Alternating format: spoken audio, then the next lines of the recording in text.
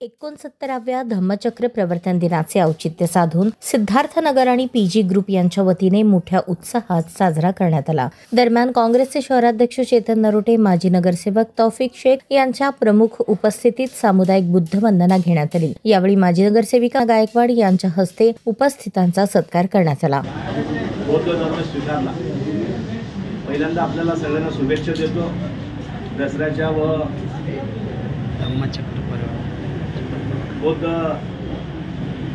आज फार मोठा दिवस आहे। दोन्हीच्या मनापासून शुभेच्छा देतो।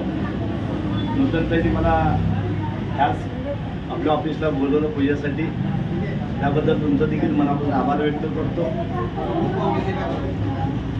9 दिवस कसं नवरात्र संपले कळालं नाही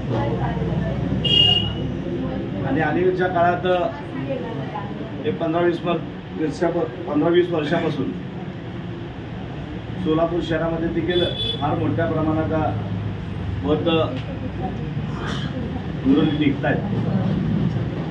डॉक्टर बाबासाहेब आंबेडकरांची तर आपण सोलापूर शहरामध्ये जयंती करतो, ते तर अख्ख्या महाराष्ट्रामध्ये फेमस आहे, देशामध्ये फेमस आहे। पण अलीकडच्या काळामध्ये बौद्ध देखील आपण फार मोठ्या प्रमाणात करतोय।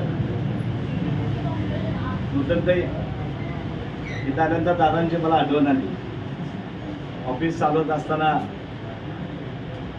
लोकांच्या सुखादुःखामध्ये लोकांचं काम करत असताना